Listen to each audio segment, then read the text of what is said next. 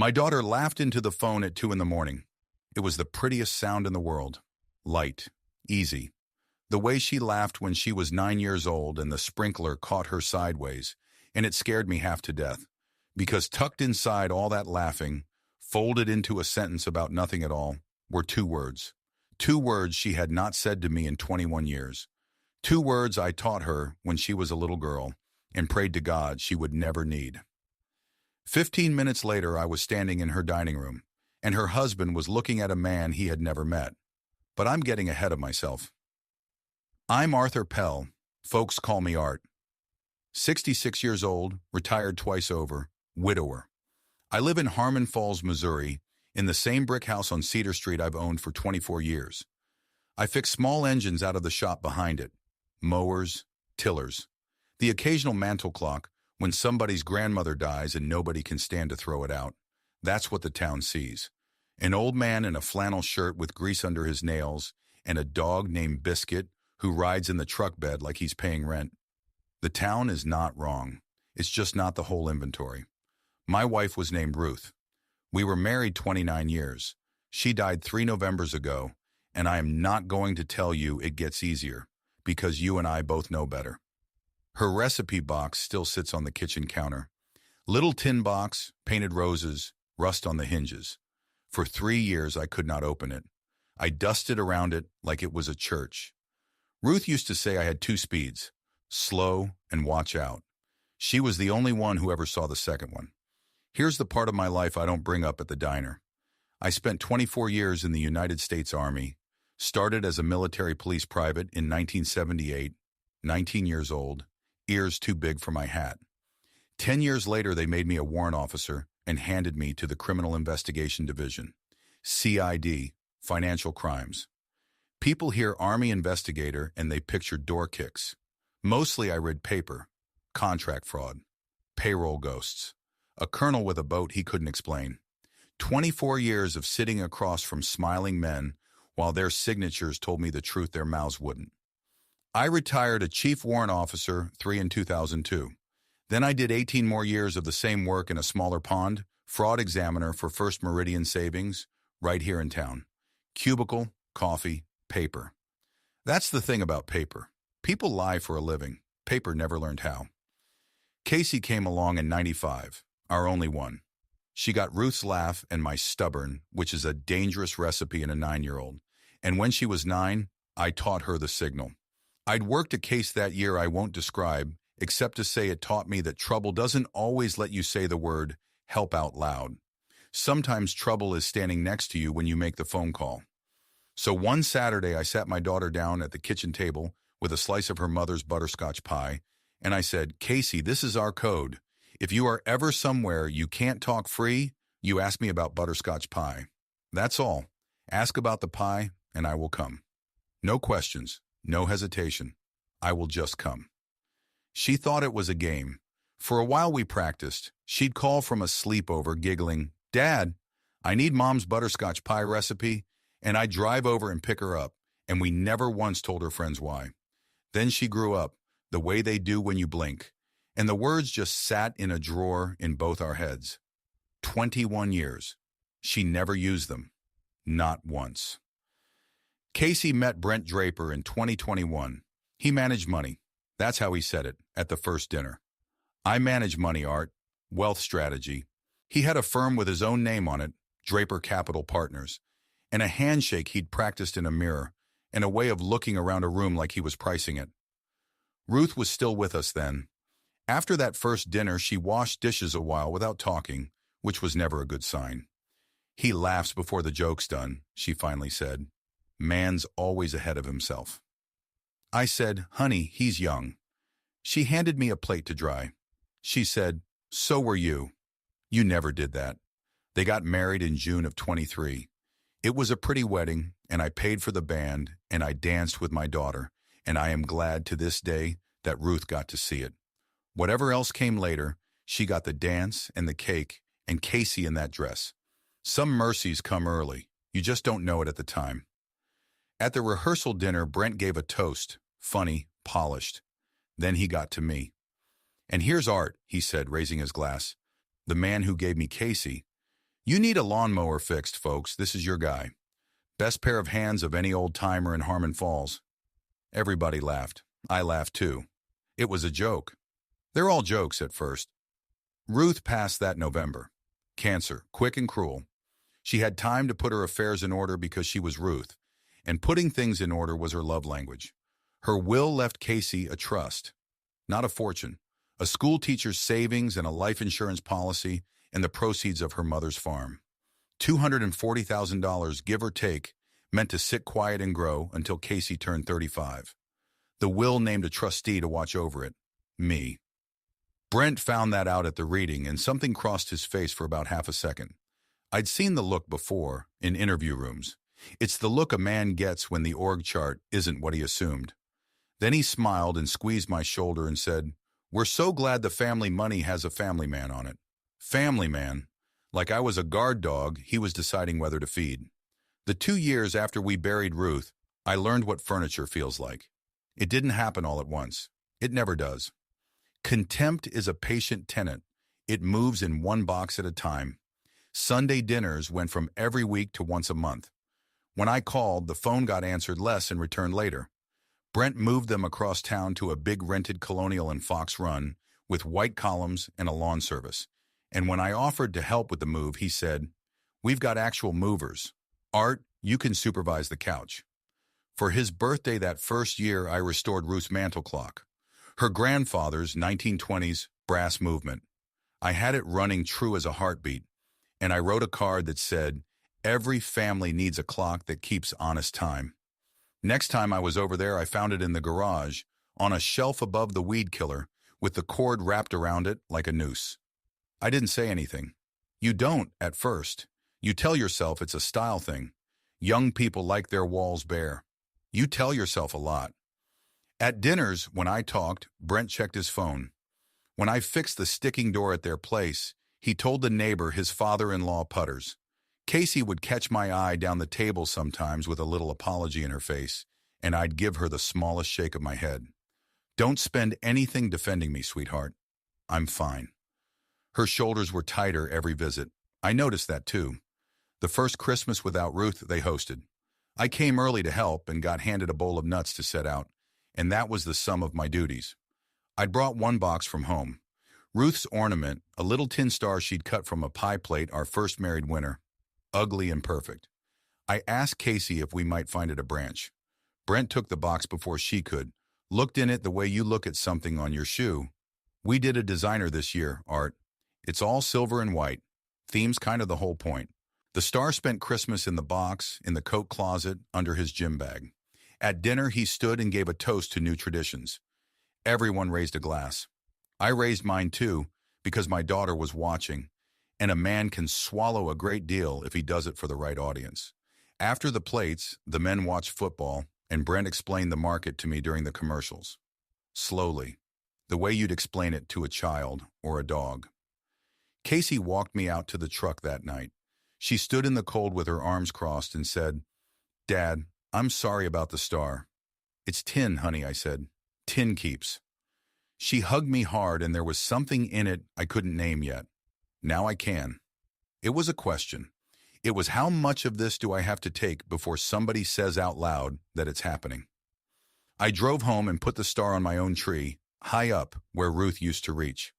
I noticed her car got traded for a leased SUV in his firm's name. I noticed her name came off the checking account for simplicity. I noticed that when I asked her about her friend Dana from nursing school, Casey said she'd sort of lost touch with that whole crowd and looked out the window when she said it. "We'll handle the finances, Art," Brent told me once, when I asked a plain question about the trust statement that had come in the mail looking thinner than it should. "It's what I do. You want to worry about something? Worry about your carburetors." I said, "All right, 2 speeds, slow and watch out." Slow lasted 2 years, 1 month, and 11 days. Last October, a Tuesday. The phone rang at 7 minutes past 2 in the morning. Nobody calls an old man at that hour with good news. I had my boots half on before I answered. But it was Casey, and she was laughing. "Dad, hi? Sorry, I know it's crazy late. We just got back from this dinner thing, and I saw a light on at your end of town and thought of you. How's Biscuit? Did you ever fix Mrs. Kowalski's snowblower? Light, easy, bright as a penny. Wrong. All of it wrong. My daughter does not narrate her evening to me at 2 in the morning. My scalp knew it before my head did. 38 years of interview rooms will do that. The words say one thing, the music underneath says another. I said, "Snowblower's fine, honey."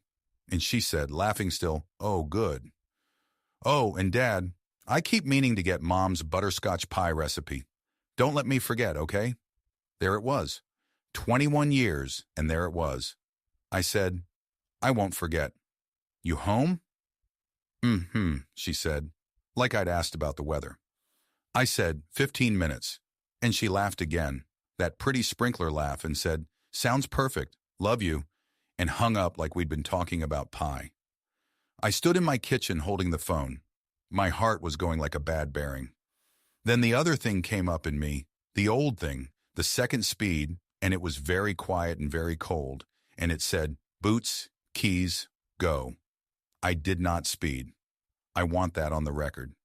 I drove the 15 minutes to Fox Run at exactly the limit, because a CID man learns early that the night you hurry is the night a deputy's report puts you somewhere angry. Calm is a tool. You keep it in the box with the others. The Colonial's downstairs lights were on. Through the dining room window, I could see them both.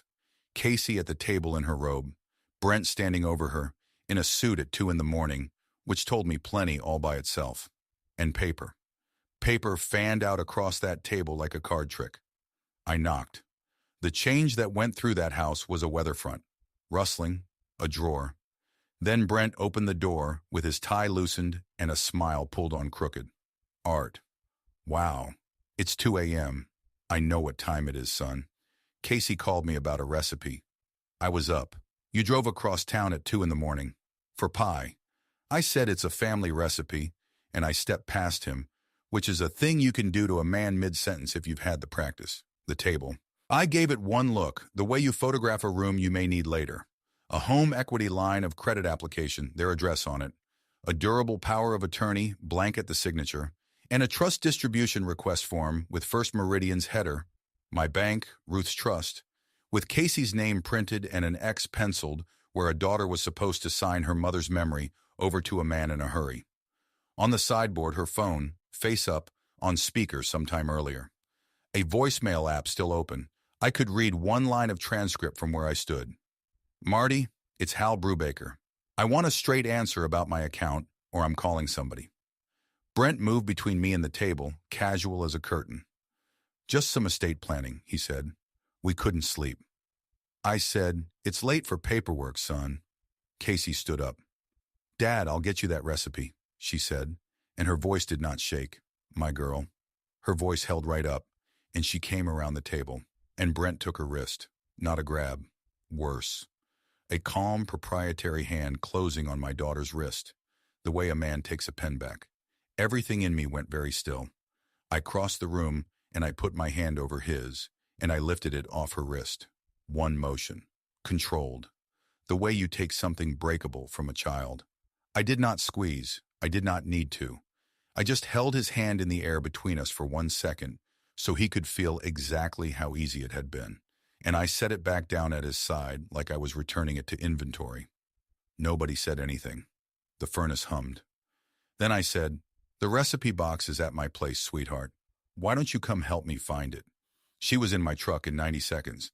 She didn't pack a bag. Girls raised by careful men don't need to. She'd had a go bag in her trunk since she was 19, and both of us pretended that wasn't why she hugged me so hard at the door of her own house. Brent stood on the porch with his hands in his pockets, smiling for the neighbors who weren't awake. "Drive safe, Art," he called. "She'll be home tomorrow." I looked at him a moment. I said, "Get some sleep, son. You look like a man with a lot on his mind." Casey cried in the truck. Quiet, hands in her lap, the way her mother used to. "It's not what you think, Dad. He's never hit me. He's never once." I said, "I know." She said, "It's the money. There's something wrong with the money. One of his clients called the house shouting, and Brent needs me to sign things. And tonight he said nobody's going anywhere till we're a team on this. And I got scared. And then she looked at me and said the sentence I'll hear till I die. I didn't know if I was allowed to be scared of that, so I asked about the pie. Aloud. Somebody had been shrinking my daughter for 2 years, one visit at a time, and she'd got to where fear needed a permission slip. I kept both hands on the wheel. I said, "You did exactly right, honey." Mo Askew came by the next evening. Mo and I shared a CID office in Germany when the Berlin Wall still had a job. He's 68 now, does private investigation part-time out of a spare bedroom, mostly insurance work and one memorable goat theft. Casey was asleep upstairs in her old room. Biscuit had appointed himself to her door and would not be reassigned. I laid it out on the porch, the forms on the table, the wrist, the voicemail from a man named Hal Brubaker, the trust statement that had been looking thin.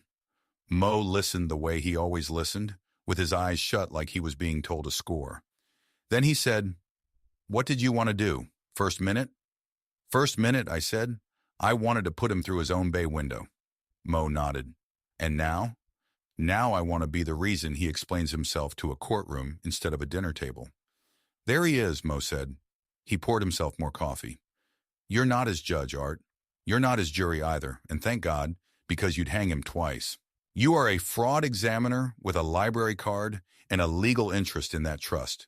So go be one. 24 years you chase paper. Paper never lies. People do. Let the paper talk." Inside, through the screen door, I could hear the house settle. Ruth used to stand at that counter and say, "Patience, Arthur," in exactly the voice she used on Rising Dough. That night I opened her recipe box for the first time in 3 years. Roses on the lid, rust on the hinges, her handwriting on 100 index cards, and the butterscotch pie card right up front, and at the bottom of it, in pencil, in her hand, a note I'd never seen. "More butterscotch than you think. Art Skimps." I sat at that kitchen table and laughed and cried at the same time, quiet, so as not to wake my daughter. Then I wiped my glasses and got a legal pad because I had reading to do. I want to tell you what I did next, and just as important, what I didn't. I didn't call Brent. I didn't warn him, threaten him, or let him smell smoke. A man cooking his books does 2 things when he smells smoke. He shreds and he transfers. You let him keep feeling clever. Clever men keep records. First, the trust. As trustee, I had every right to the full file, and Monday morning I sat down with Gene Fetters, branch manager at First Meridian, a man I trained back when his tie was wider than he was. Gene pulled the original instruments. There it was.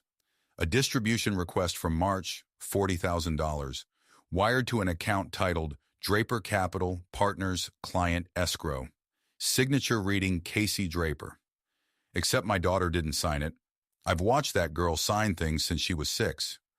She loops the C low and crosses through the Y. This C sat high and proud, a confident man's copy of a signature he'd only ever seen upside down. The teller's initials were on the slip. Date, time, window, chain of custody, clean as church linen. I made copies of everything and touched nothing twice. Second, the firm. Draper Capital Partners was registered with the state, which meant filings, which meant food. Renewal documents. A registered agent.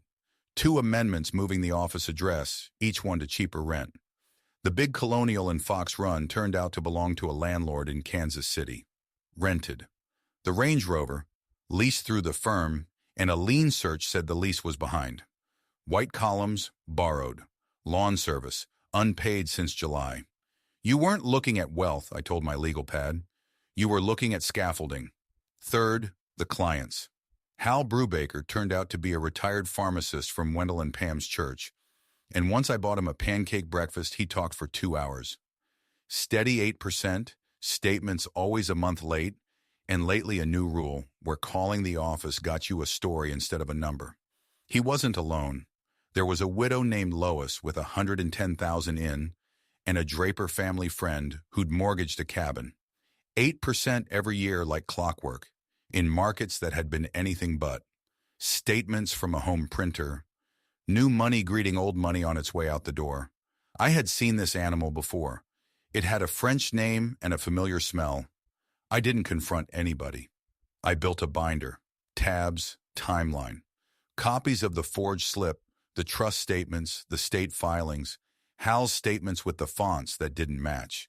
And on a Thursday in early November, I carried it downtown and set it on the desk of Sergeant Anna Quiroz, Financial Crimes Unit, and the Securities Division got their copy by certified mail the same afternoon. Quiroz went through it page by page without a word. Then she looked up and said, "Who put this together?" I said, "A concerned family member." She said, "Concerned family members bring me a shoebox and a hunch. This has tabs." I said, "I used to do this for a living." She held my eye a second, the way cops do their arithmetic. Then she said, "We'll take it from here, Mr. Pell." And quietly, when I was at the door, "Nice work." Thanksgiving came. We went, Casey and I, because Quiroz asked us to keep the water flat, and because my daughter wanted one more look at the man she'd married before the state of Missouri introduced him to himself. Brent carved the turkey with his sleeves rolled and told the table business was tremendous. He'd found a bridge partner for the firm's next phase, he said. Big things.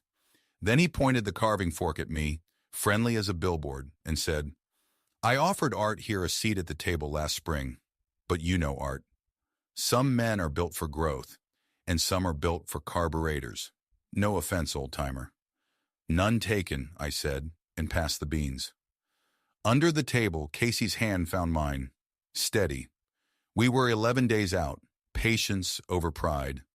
Ruth's dough voice. The beans were fine, too. The 11 days were the long part. Casey stayed with me. Officially, she was helping me get the house ready for winter. Unofficially, she slept 12 hours a night for the first 4 nights, which told me more about the last 2 years than she ever has. Brent called her twice a day. I'd hear her side from the kitchen. Short answers. Long silences. He sent flowers to my porch with a card that said, "Come home, we're a team." He posted a picture of the 2 of them at somebody's lake house with a caption about forever. And on the 5th day, he came to the shop. I was at the bench with a carburetor in pieces when the Range Rover crunched up the gravel. He came in wearing the good coat, smelling like a department store, and stood in my sawdust like it might climb his trousers. "Art, we should talk man to man." I kept my eyes on the bench. "That's what we're doing." "Look," he said, "Casey's been under stress. She gets ideas. Anxiety, her doctor says. I need my wife home, and honestly, this thing where you're hiding her, it doesn't look great for you either. People talk. And with you being trustee of her money, a lawyer might say you're isolating her. Elder influence, they call it." He'd rehearsed it. I could hear the mirror in it. I set down the float bowl. I looked at him for the first time. "Son," I said, "do you know what I did before I fixed mowers?" Something in his face flickered, because no, he didn't. Not really. Nobody in that family had ever asked. "You managed money," he said. "No," I said. "That's you. I found it. 24 years. That was my whole job. Finding money that men swore up and down wasn't where it turned out to be. I'm retired now. Mostly. The shop got quiet except for the compressor cycling. "Tell Casey I love her," he said finally, and left, and put his sunglasses on for the drive, though the sky was the color of dishwater. Mo called that night. "My guy at the county says Draper's lease on the office didn't renew. He's moving money between 3 accounts like a man doing card tricks at his own funeral. And Art, he's been asking around about loans. Family loans. That's when I knew where it would end. Men like Brent don't run. Running admits something. Men like Brent hold a meeting." The invitation came from Wendell, of all people, the Sunday after Thanksgiving. A phone call, warm and awkward.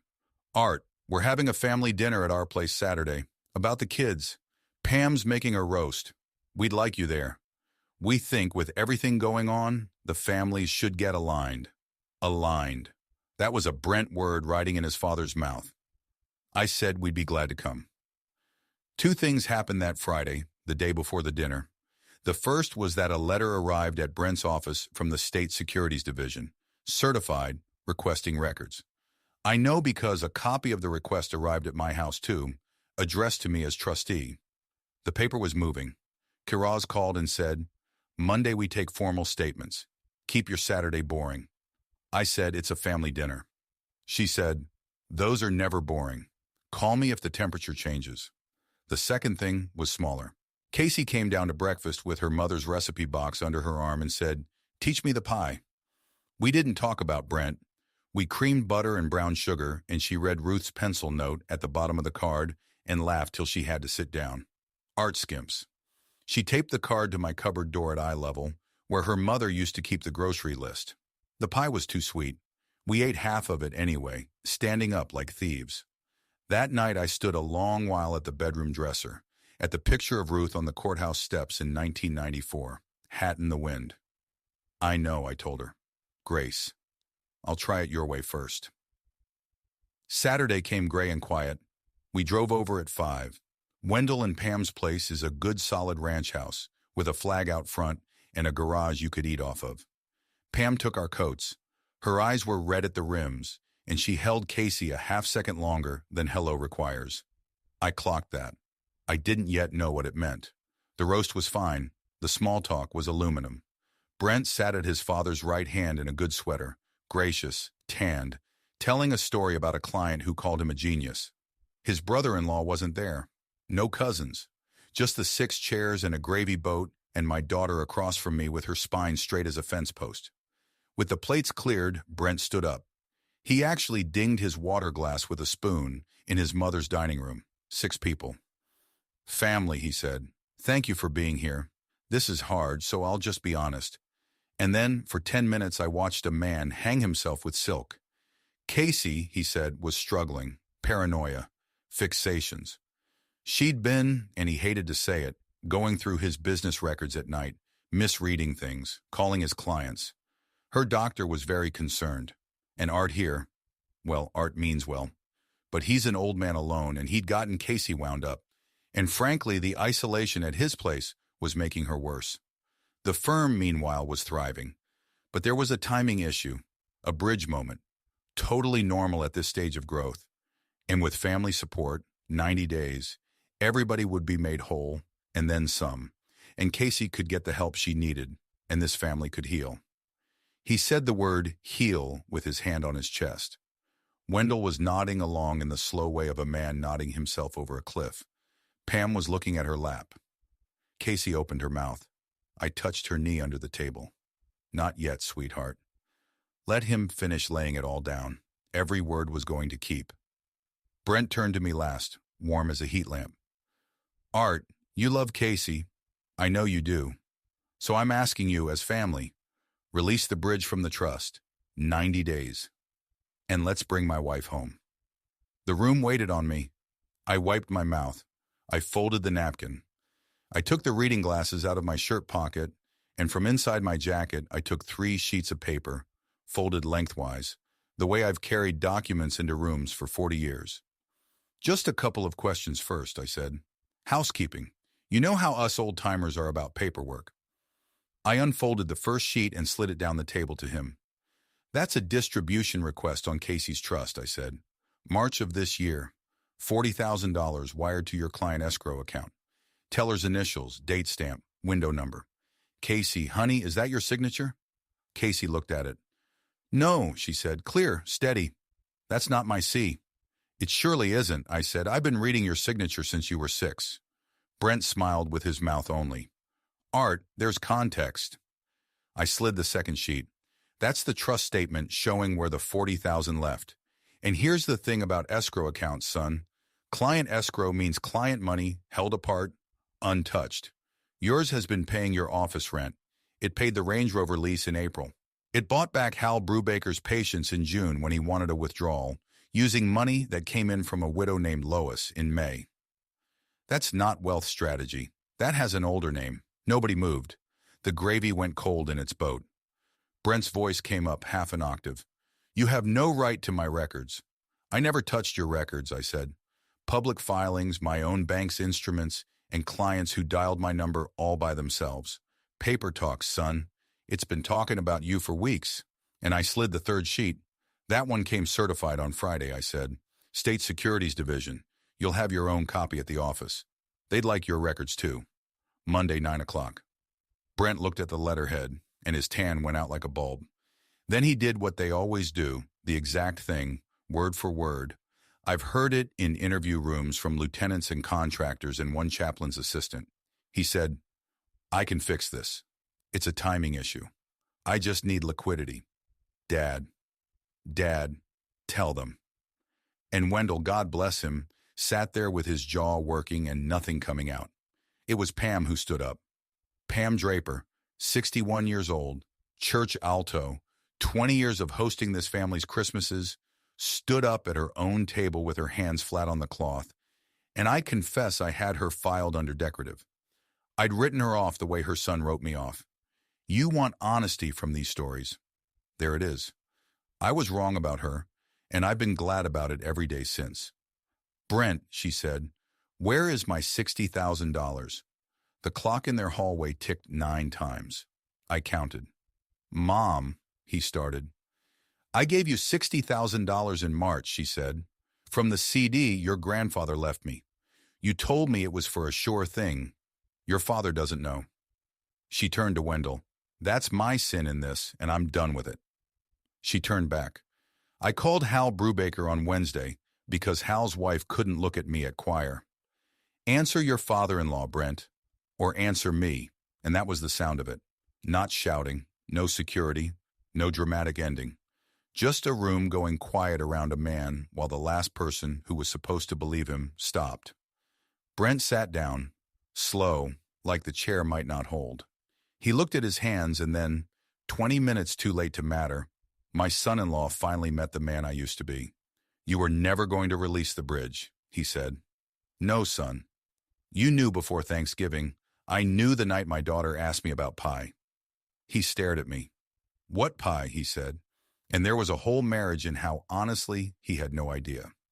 I stood up then, and I'll tell you exactly what I said, because I'd had 11 days to choose the words. "Brent, tomorrow morning you're going to call a lawyer, and then you're going to call the securities division and tell them you'll bring the records yourself. All of them. You're going to do it because it's the only version of this where you're a man who came forward instead of a man who got caught. I've watched both kinds walk into courtrooms for 40 years.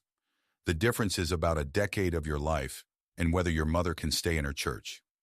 He didn't say anything, but Monday morning, 9 o'clock, his lawyer called Kiraz, and the records came in, all of them in his own boxes, carried up the steps himself while the December wind took his good coat sideways. The paper did the rest. It always does. The plea came in February.